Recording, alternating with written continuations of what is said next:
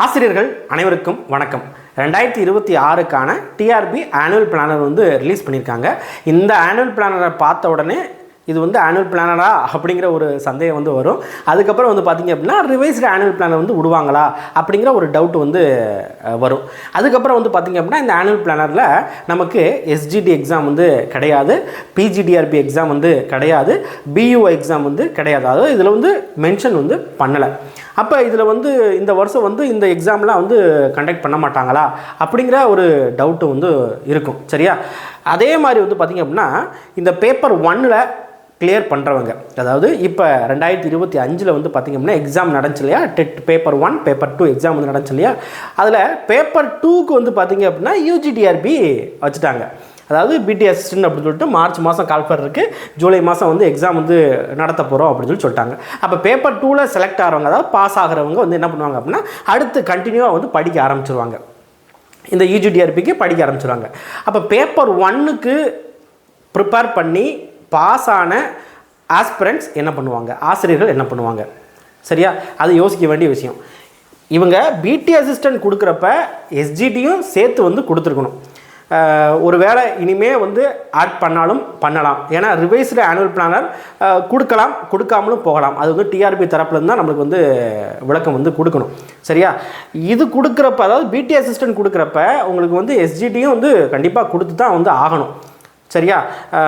அதனால் நீங்கள் என்ன பண்ணுங்கள் அப்படின்னா பேப்பர் 1ல் கிளியர் பண்ணுறவங்க நீங்கள் அப்படியே ப்ரிப்பேர் பண்ணிக்கிட்டே இருங்க. சரியா? என்ன பண்ணுங்கள் அப்படின்னா ப்ரிப்பேர் பண்ணிக்கிட்டே இருங்க, எஸ்ஜிடிக்கு ப்ரிப்பேர் பண்ணிடுங்க. ஏன் அப்படின்னா இதில் நோட்டிஃபிகேஷன் வராது, கால்ஃபர் இதில் கொடுக்கலையே, நான் படித்து வேஸ்ட்டாக போகுமோ அப்படின்னு நினைக்க வேண்டாம். நீங்கள் என்ன பண்ணுங்கள் அப்படின்னா படிச்சுக்கிட்டே இருங்க. திடீர்னு எக்ஸாம் வைக்கிறதுக்கு கூட வாய்ப்பு இருக்குது. அதாவது நான் 100% சொல்லலை, சப்போஸ் வர்றதுக்கான வாய்ப்பு இருக்குது. அதனால் அப்போ திடீர்னு கொடுக்குறப்ப உங்களால் கொஞ்ச நாளில் ப்ரிப்பேர் பண்ணுறது கஷ்டமாக இருக்கும். ஸோ அப்படியே கண்டினியூவாக என்ன பண்ணுங்க அப்படின்னா படிச்சுக்கிட்டே வந்துடுங்க. அதாவது எஸ்ஜிடிக்கு ப்ரிப்பேர் பண்ணிக்கிட்டே இருங்க. பேப்பர் 1ல் கிளியர் பண்ணவங்க மட்டும். இப்போ நான் பேப்பர் 1லையும் கிளியர் பண்ணலை, பேப்பர் 2வும் கிளியர் பண்ணலை அப்படின்னா நீங்கள் டெட் எக்ஸாமுக்கு, அதாவது 4வதுல நோட்டிஃபை பண்ணியிருக்காங்க, மே மாதம் நம்மளுக்கு கால்ஃபர் இருக்குது. இந்த டெட்டுக்கும் அடுத்து அக்டோபர் மாதம் கால்ஃபர். இது ஸ்பெஷல் டெட் அப்படின்னு சொல்லிட்டு எதுவுமே மென்ஷன் பண்ணலை. அதிகபட்சமாக ஸ்பெஷல் டெட்டுக்கும் வாய்ப்பு இல்லை. 2 டைமே கால்ஃபர் பண்ணுறோம் அப்படின்னு சொல்லியிருக்காங்க. சரியா?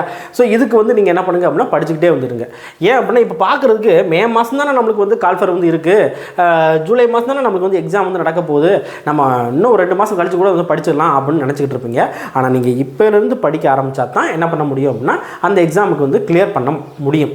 அதாவது கிளியர் பண்ணாதவங்க, பேப்பர் 1லையும் பேப்பர் 2லையும் கிளியர் பண்ணாதவங்க, இப்போ பேப்பர் 2ல் நீங்கள் கிளியர் பண்ணுற மாதிரி இருக்கீங்க அப்படின்னா, பேப்பர் 2ல் இந்த 2025 கிளியர் பண்ணுற மாதிரி இருக்கீங்க. ப்ளஸ் பார்த்தீங்கன்னா பழைய ஓல்டு ஸ்டூடெண்ட்ஸ்லாம் இருப்பாங்க இல்லையா, அவங்களாம் ஆல்ரெடி கிளியர் பண்ணி வச்சுருப்பாங்க.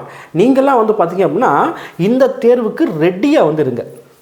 இந்த பிடி அசிஸ்டன்ட் இருக்கு இல்லையா, இந்த தேர்வுக்கு ரெடியாக இருங்க. எவ்வளோ வேக்கன்சிஸ் கொடுக்க போகிறாங்கன்னு தெரில. சரியா? ஸோ எவ்வளோ வேக்கன்சி கொடுத்தாலும் நம்ம மெரிட்டில் டாப் லெவலில் போயிடணும் அப்படிங்கிறதுக்கு என்ன பண்ணுங்க அப்படின்னா இந்த இதுக்கு முயற்சி பண்ணுங்கள். சரியா? சும்மா ஒன்றும் இல்லை, வேக்கன்சியும் நல்ல வேக்கன்சி கொடுப்பாங்க. சரியா? அப்படிங்கிறப்ப நீங்கள் அதில் உங்கள் மேஜரில் ஒரு மினிமம் ஒரு 300 வேக்கன்சியோ இல்லைனா 200 வேக்கன்சியோ இல்லைனா 400 வேக்கன்சியோ கொடுக்குறப்ப, 400 வேக்கன்சிலாம் போகாது, ஒரு இதுக்காக சொல்கிறேன். சரியா? அந்தளவு கொடுக்குறப்ப நீங்கள் உள்ளே போகணும் அப்படின்னா உங்களோட கம்யூனிட்டி லெவல்னு ஒன்று இருக்குது. சரியா? ரிசர்வேஷன் இருக்குது. அப்படிங்கிறப்ப நம்ம ஜென்ரல் கோட்டாவில் போகிற மாதிரி என்ன பண்ணணும் அப்படின்னா படித்து வச்சுக்கணும். அப்படி படித்து வச்சுக்கிட்டா தான் நம்ம வேலை வாங்க முடியும். சரியா? அப்படிங்கிறப்ப இந்த எக்ஸாமுக்கு என்ன பண்ணுங்க அப்படின்னா முழு மூச்சோடு என்ன பண்ணுங்க அப்படின்னா ப்ரிப்பேர் பண்ணுங்கள். சரியா? என்ன பண்ணுங்க, முழு மூச்சோட இந்த பிடி அசிஸ்டண்ட்டுக்கு ப்ரிப்பேர் பண்ணுங்கள். எஸ்ஜிடிக்கு என்ன பண்ணுங்க அப்படின்னா எஸ்ஜிடி படிக்கிறவங்க, கிளியர் பண்ணவங்க, அதுக்கும் நீங்கள் ஃபாலோ பண்ணிகிட்டே இருங்க. இதில் கொடுக்கல அப்படின்னு சொல்லிட்டு என்ன பண்ணாதீங்க அப்படின்னா படிக்காமல் விட்டுறாதீங்க. சரியா? டெய்லி என்ன பண்ணுங்க அப்படின்னா ரீகால் பண்ணிக்கிட்டே இருங்க.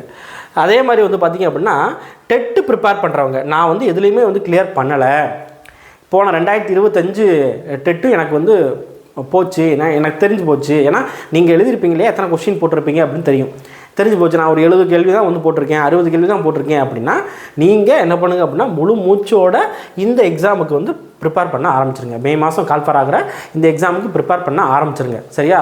இதுக்காக வெயிட் பண்ணிகிட்டே இருக்காதீங்க.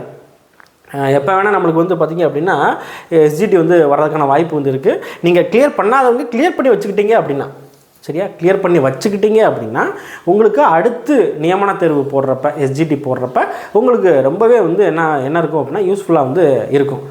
சரியா, ஆனுவல் பிளானர் பார்த்துட்டு இது இல்லை அது இல்லை அப்படின்னு சொல்லிட்டு ப்ரிப்பேர் பண்ணாமல் வந்து இருக்காதிங்க, ப்ரிப்பேர் பண்ணிக்கிட்டே வந்துடுங்க. ஏன்னா மாணவர்கள் வந்து பார்த்திங்க அப்படின்னா இதை பார்த்துட்டு இதெல்லாம் வந்து ஒரு ஆனுவல் பிளானரா அப்படிங்கிற ஒரு இதுக்கு வந்து போயிட்டாங்க. சரியா, அதுக்காக நம்ம வந்து படிக்காமல் வந்து என்ன பண்ண முடியாது அப்படின்னா இருக்க முடியாது. அதனால் என்ன பண்ணுங்க அப்படின்னா படிச்சுக்கிட்டே வந்து இருங்க. உங்களுக்கு ஏதாவது கமெண்ட்ஸ் வந்து இருக்குது அப்படின்னா கீழே வந்து கமெண்ட் வந்து பண்ணுங்கள்.